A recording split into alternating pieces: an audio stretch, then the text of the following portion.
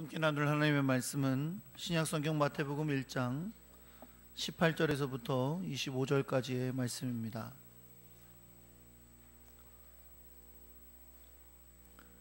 마태복음 1장 18절에서부터 25절까지 말씀을 함께 교독하겠습니다. 예수 그리스도의 나심은 이러하니라. 그의 어머니 마리아가 요셉과 약혼하고 동거하기 전에 성령으로 잉태된 것이 나타났더니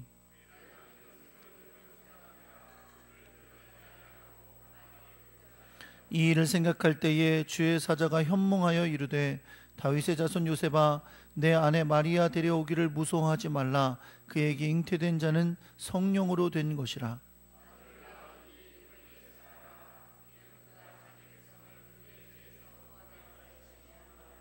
이 모든 일이 된 것은 주께서 선지자로 하신 말씀을 이루려 하심이니 이르시되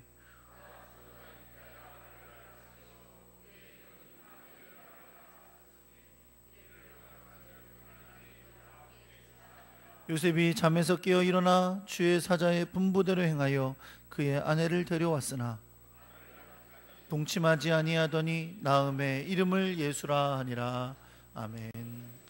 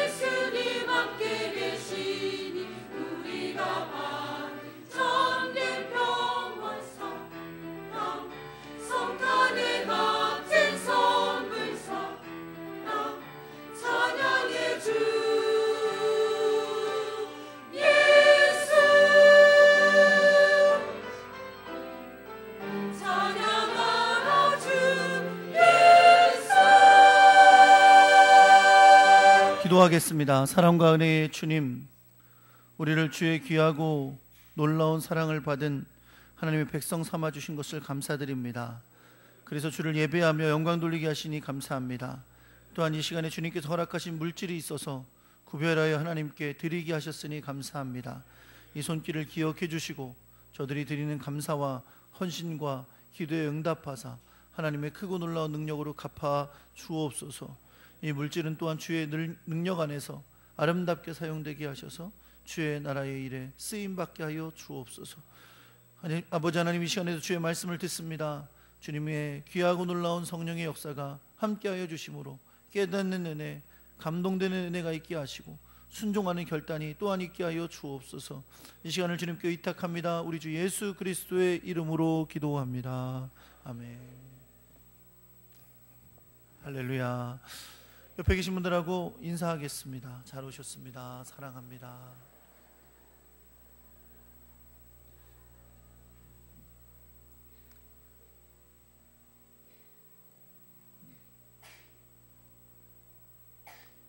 잘 웃는 사람이 이기는 겁니다.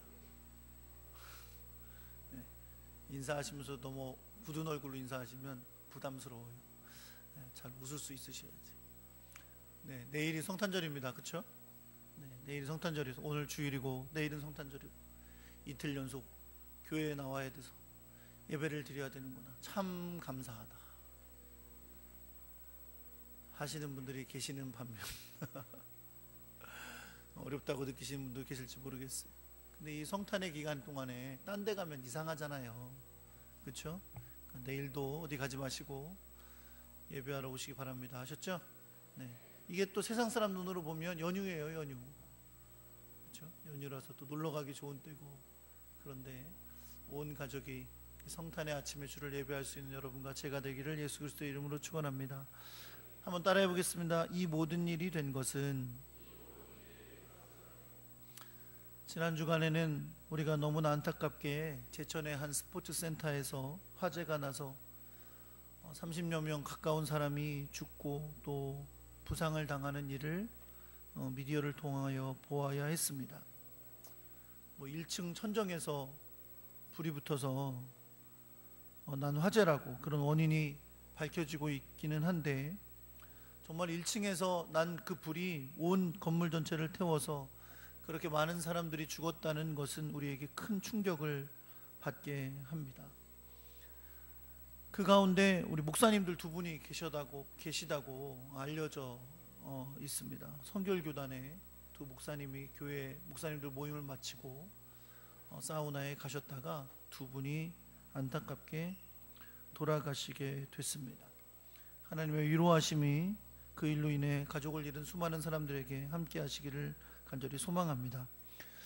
이런 안타까운 사건을 보는 가운데서도 우리는 또 몇몇 사람들이 죽을 위기에 처한 이웃을 구한 사건의 이야기를 전해 듣고 있습니다.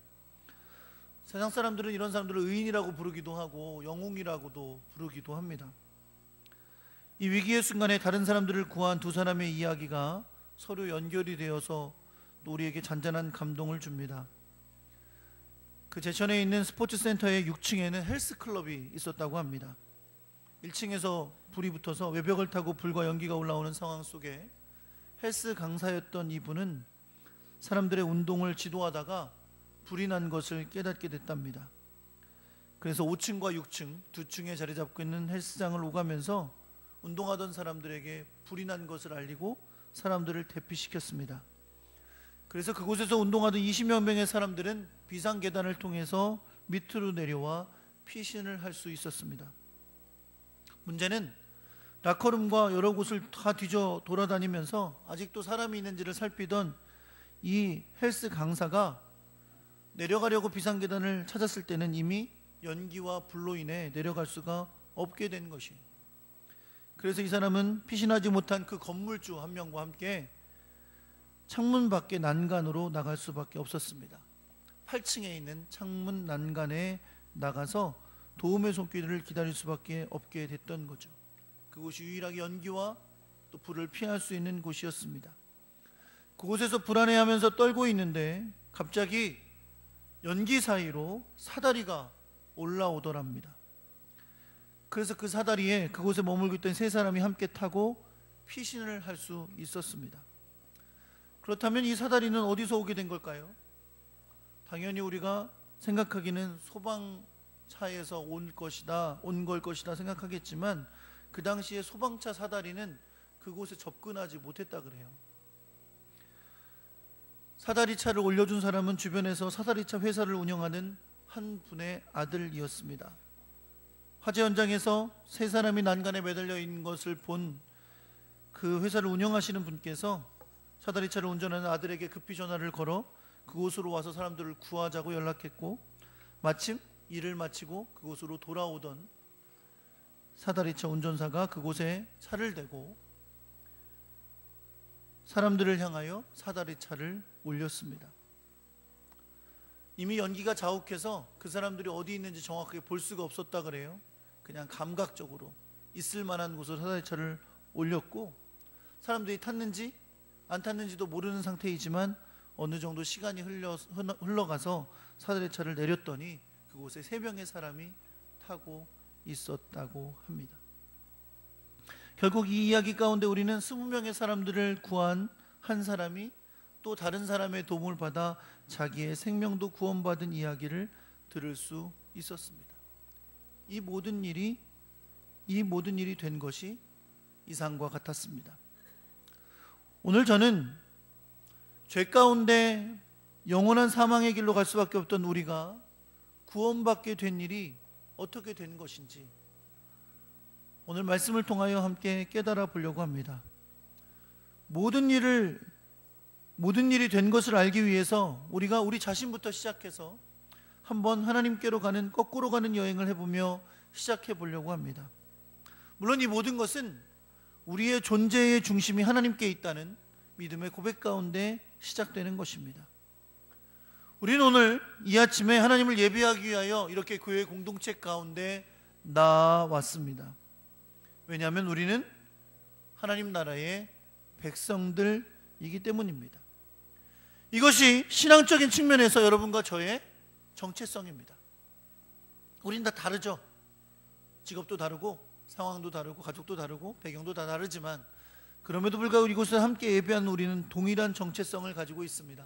그것은 우리가 구원받은 하나님의 백성들이라는 것입니다. 우리는 하나님의 백성으로서 하나님을 예배하고 하나님을 기뻐하고 그분을 영화롭게 하는 삶을 살아가고 있는 사람들입니다. 그런데 우리는 어떻게 하나님 나라의 백성이 된 것일까요? 어떻게 우리는 영원한 하나님 나라에서 영생을 누리는 그 하나님 나라의 백성이 되었냐는 겁니다. 마음속으로 한번 생각하고 계실 거예요, 여러분. 네, 그것이 맞습니다. 우리는 복음을 듣고 예수 그리스도를 나의 주님으로 고백하며 그분을 영접하여 구원받았습니다. 쉬운 말로 하면 믿었기 때문입니다.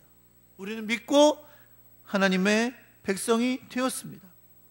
우리가 영원한 하나님 나라의 영생하는 백성이 되기 위해, 다시 말해서 구원받기 위해 우리가 한 일은 아무것도 없습니다. 그저 복음을 듣고 그것을 믿은 것입니다. 그러나 그것이 우리를 구원하셨고 우리가 하나님 나라의 백성 되게 한 것을 여러분 믿으시기 바랍니다. 성경은 이렇게 말합니다. 저를 믿는 자마다 멸망치 않고 영생을 얻게 하려 하십니다. 또한 요한복음 1장 12절은 영접하는 자, 곧 그의 이름을 믿는 자들에게는 하나님의 자녀가 되는 권세를 주셨다고 우리에게 말씀하고 계십니다. 그렇다면 우리가 믿고 구원을 받았다는 그 복음은 무엇일까요? 복음은 단순하게 말하면 예수 그리스도이십니다. 예수 그리스도께서 우리를 대신하여 죽으시고 3일 만에 부활하셨다는 사실, 그 기쁜 소식이 바로 복음입니다. 죄를 사하기 위해 우리가 당해야 될, 죄값으로 우리가 치러야 될 죽음을 예수 그리스도께서 대신 당하셨다는 거예요. 그리고 죽은 자 가운데서 3일 만에 부활하심으로 우리가 구원을 받고 영생을 얻는 소망을 주신 줄 믿습니다.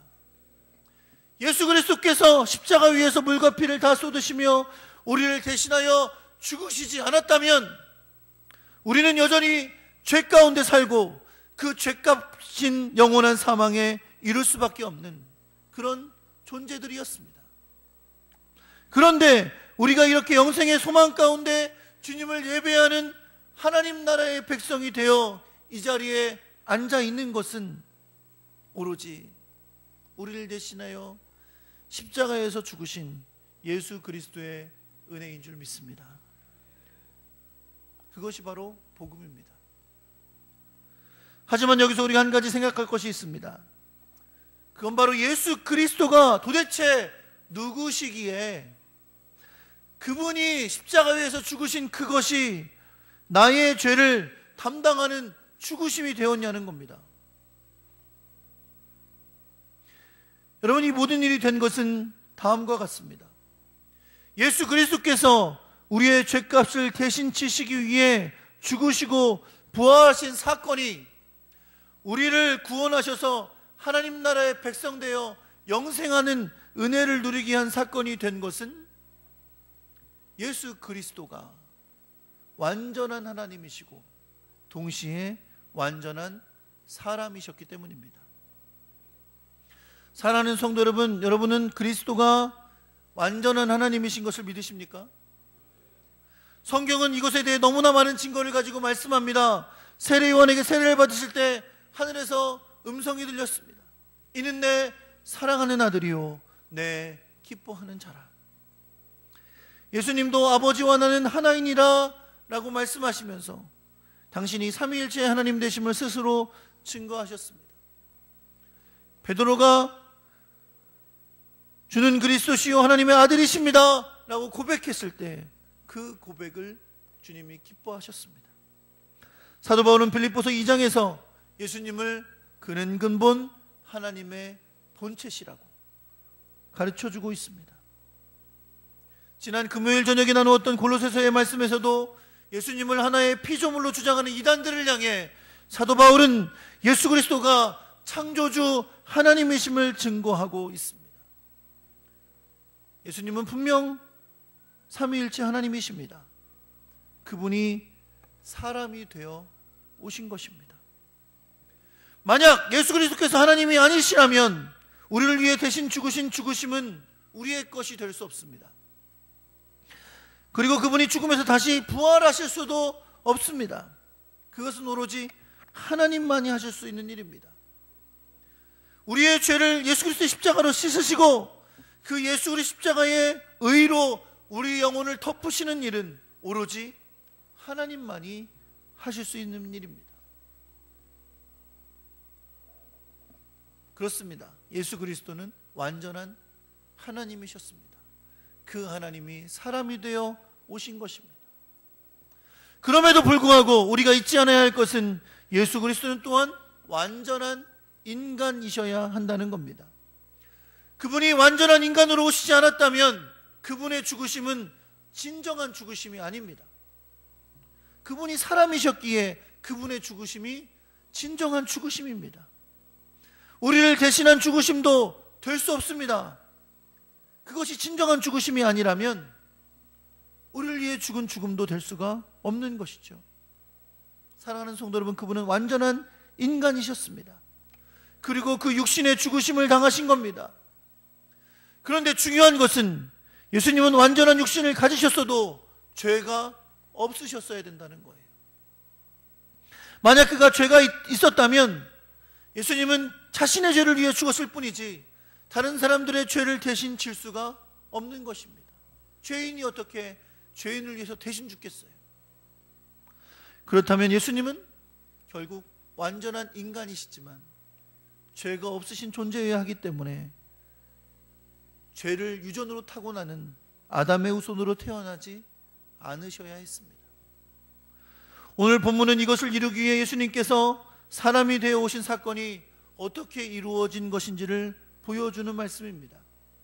오늘 본문은 이렇게 시작됩니다. 예수 그리스도의 나심은 이러하니라. 예수님이 육신의 부모인 요셉과 마리아는 약혼을 한 상태였습니다. 유대인들에게 약혼이란 법적으로 이미 부부의 상태가 된 것을 의미합니다. 그래서 약혼이라기보다는 사실은 정혼이라는 의미가 더 맞을 수도 있습니다. 비록 아직 서로 함께 살며 육체적인 결합을 하지는 않았을지라도 법적으로 이들은 이미 부부의 상태라는 것을 의미하는 겁니다. 실제적인 결혼은 1년 정도 정혼의 기간을 지난 다음에 혼인식을 하고 신랑이 신부를 집으로 데려온 후에 시작되는 것입니다. 그런 의미에서 이들은 결혼을 약속은 했지만 아직은 동거하기 전이니까 법적으로 결혼 상태는 아니다 라고 말할 수가 없는 겁니다.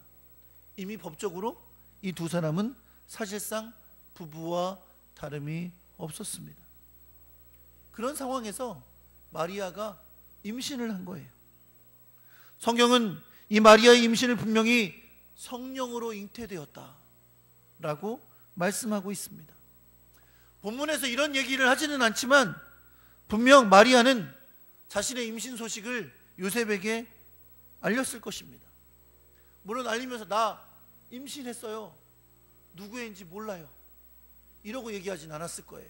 왜냐하면 천사가 이미 와서 알려줬으니까. 내가 임신했는데 천사가 나타나서 나는 성령으로 임신한 것을 알려주셨다고 분명히 그렇게 전했을 것입니다. 여러분과 저는 이미 이후의 일들을 알고 있어요. 그렇죠? 이 아이가 예수님이신 것도 알고 있고 이후에 요셉이 다 잘 받아들일 거로 알고 있으니까 이것을 쉽게 생각할 수 있겠지만, 사실 그 당시의 사회를 살아가던 이 요셉의 입장에서 정혼한 여자가 아직 동거를 하지 않은 상태에서 임신했다는 사실은 매우 심각한 것이었습니다. 이 두 사람은 더 이상 결혼관계를 유지할 수 없는 상황이 된 것이었습니다. 만약 마리아가 음란한 행위로 인해 임신한 것이라면 죽임을 당해야 하고 남편인 요셉은 이 여인과 이혼을 해야 했습니다. 문제는 이러한 일이 이루어지려면 마리아는 유대법에 의해 재판을 받아야 하고 2명 이상의 증인이 있어야 합니다. 그리고 나서 처벌을 받게 되도록 되어 있었다는 것이죠. 결국 이렇게 되면 모든 일은 공적인 일이 돼서 사람들 사이에 마리아는 큰 죄인으로 취급받게 됐을 것입니다. 사실상 마리아에게도 요셉에게도 그리고 마리아의 태 속에 있던 아기 예수에게도 큰 위기의 상황이 되었던 것입니다. 성경은 요셉을 의로운 사람이라고 말씀합니다. 그리고 그가 이 위기 속에 행한 일을 이렇게 설명합니다. 그는 그를 드러내지 아니하고 가만히 끊고자 했다. 요셉은 이 일을 공적으로 처리하지 않고 조용히 이혼 증서를 써주는 방법을 쓰려 했습니다. 율법을 지키면서도 마리아를 보호하고자 하는 방법을 찾았던 것입니다. 그러나 그도 여전히 성령으로 마리아가 잉태했다는 사실을 믿는 것은 그렇게 쉬운 일이 아니었을 것입니다. 아무튼 이런 일을 도모하고 있던 요셉에게 주님의 사자가 꿈에 나타났습니다. 여러분 잊지 마세요. 제가 지금 요셉이 천사가 나타나서 만났다고 말씀한 게 아니고 꿈속에서 주의 사자를 보았다고 말씀했습니다. 꿈에 주의 사자가 나타나서 그에게 말씀합니다. 다윗의 자손 요셉아, 내 아내 마리아 데려오기를 무서워하지 말라. 그에게 잉태된 자는 성령으로 된 것이니라. 아들을 낳으리니 그 이름을 예수라 하라. 이는 그가 자기 백성을 그들의 죄에서 구원할 자이심이라. 주님의 사자는 요셉에게 마리아가 말했을 성령으로 잉태된 것을 확증해 주었습니다. 그리고 마리아를 아내로 삼는 것을 두려워하지 말라고 그에게 부탁합니다. 동시에 그 아내가 누구인지를 알려줍니다. 그 아기가 누구인지를 알려줍니다. 그 아기의 이름은 예수가 되어야 할 것입니다. 왜냐하면 그는 자기 백성을 그들의 죄에서 구원할 구원자이시기 때문입니다. 24절의 말씀에 의하면 요셉은 잠에서 깨어 일어나서 주의 사자의 분부대로 행하여 그 아내를 데리고 옵니다. 실질적인 부부관계가 된 것이고 이 아이를 자기의 아들로 삼은 것이죠. 그리고 아들을 낳기까지 동침하지 아니한 채 그 정결함을 지켜주다가 아기를 낳음에 그 이름을 주의 사자가 명령한 대로 예수라고 정했습니다. 여러분, 제가 앞서 요셉이 본 것이 환상이 아니라 꿈을 꾼 것이라고 했습니다. 비록 그 당시 유대인들이 꿈을 중요하게 여기던 시대이긴 하지만 그렇다고 하더라도 꿈에 나타난 주의 사자의 명령을 온전히 따른 것은 그렇게 쉬운 일은 아니었을 것입니다. 그러나 요셉은 이 꿈을 신실하게 받아들여서 마리아가 그에게 전해준 성령으로 잉태됐다는 사실을 믿었으며 또한 그는 신실한 사람이었기에 그의 인간적인 모든 불편함을 감수하고 하나님의 뜻에 순종하게 된 줄 믿습니다. 여러분, 지금 제가 말씀드린 이것이 바로 성령으로 잉태되어 남자의 씨로부터가 아니라 성령으로 잉태된 예수 그리스도의 탄생이 이루어진 이야기입니다. 사랑하는 성도 여러분, 처녀에게 잉태되어 성령으로 말미암아 처녀에게 잉태되어 예수님이 태어나셨다라는 이 사건은 이후에 우리가 지금 구원받아 하나님의 백성이 되는 데 이르기까지 이 모든 일의 가장 중요한 사건 중에 하나가 되는 것입니다. 그분이 아담의 씨인 남자의 씨에서가 아니라 성령으로 잉태되어 처녀의 몸에서 나왔다, 그 사건이 없었다면 그분의 죽으신 죽으심이 여러분과 저를 살리지 못합니다.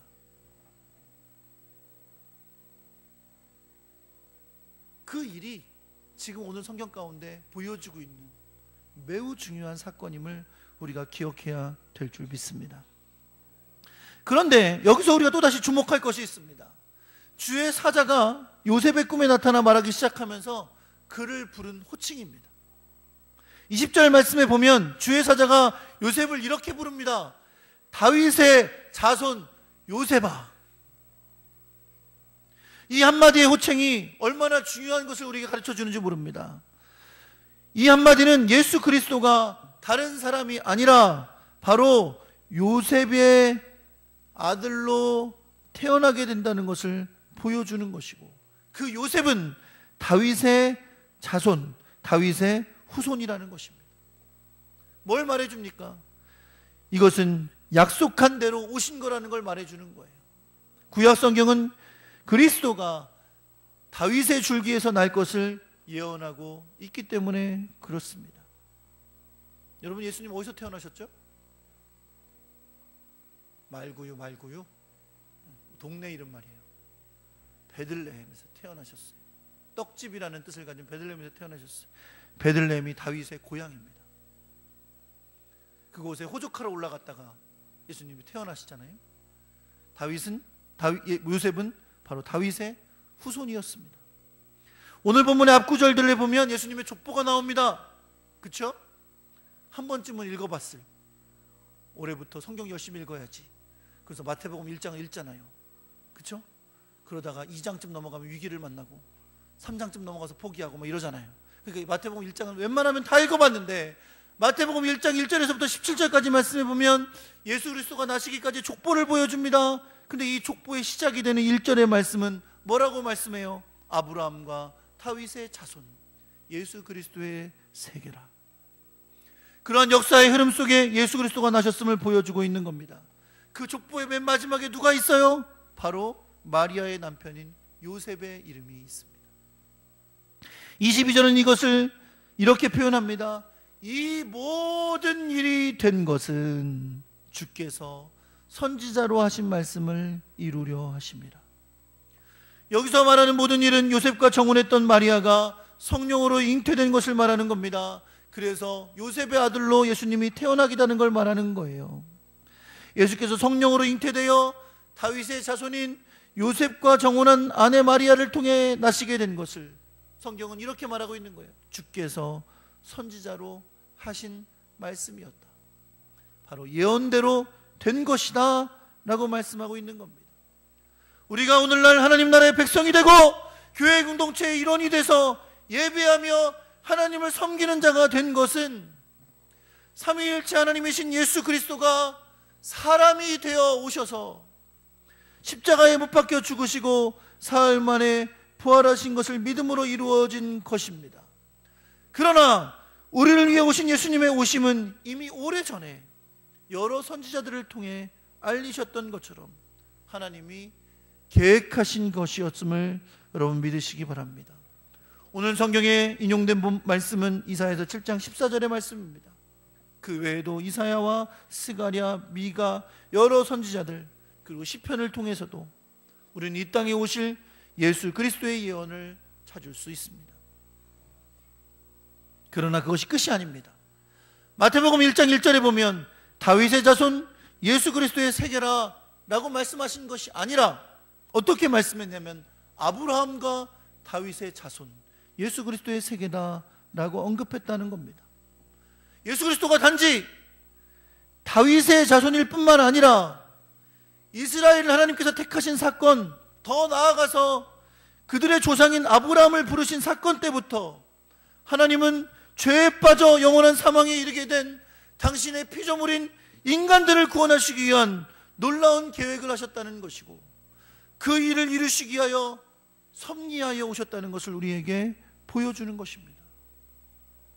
그래서 예수 그리스도는 다윗의 후손인 요셉의 아내였던 마리아를 통해 낳기 때문에 육신으로는 마리아와 요셉의 아들일지 모르지만, 그리고 다윗의 후손이 되겠지만, 실제로 예수님은 다윗의 후손도 요셉의 아들도 아닙니다. 왜냐하면 예수님은 성령으로 잉태되었기 때문입니다. 남자의 씨가 아니라 성령으로 잉태되었기 때문에 예수님은 원죄가 없으시고, 원죄로 말미암은 죄도 없으시고, 하나님이신 예수님은 하나님의 영으로 충만하셨기 때문에 이 땅에 사시면서 죄도 짓지 않으셨습니다.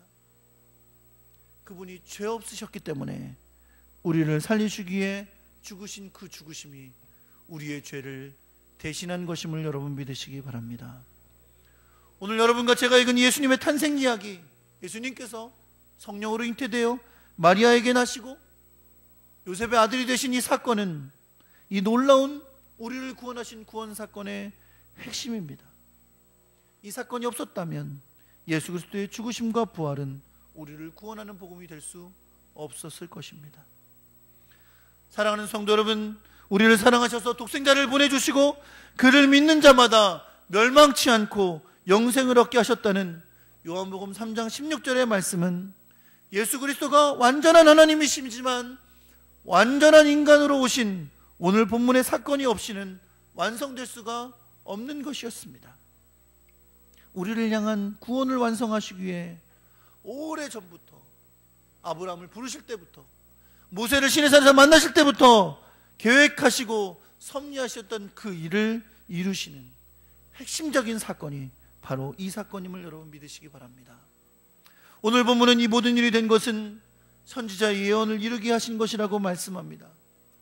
그러나 결국 이 선지자의 예언까지 주셨던 하나님의 뜻은 바로 우리를 사랑하셔서 우리를 사망에서 구원하시고자 하는 하나님의 놀라운 사랑이었음을 여러분 믿으시기 바랍니다. 예수 그리스도께서 오신 성탄은 그 하나님의 사랑이 우리에게 충만하게 임하신 날입니다. 그 놀라운, 우리가 죄를 지을 때부터, 아담이 죄를 지었을 때부터,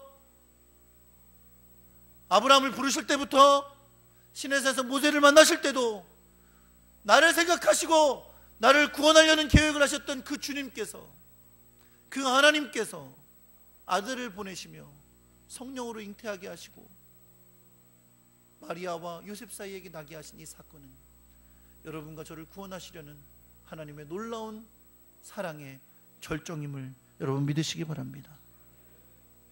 이날을 세상의 즐거움과 바꾸지 마시기 바랍니다. 이날을 주님께 감사와 찬양으로 드리는 날로 삼으시기를 바랍니다. 그리고 이 구원의 기쁜 소식을, 다른 사람은 줄 수 없고 다른 이름으로는 나눌 수 없는 이 구원의 기쁜 소식을 온 세상에, 아직도 우리를 구원하신 주님을 알지 못하는 많은 사람들에게 전하는 그런 귀한 성탄이 되시기를 우리 주 예수 그리스도의 이름으로 축원합니다.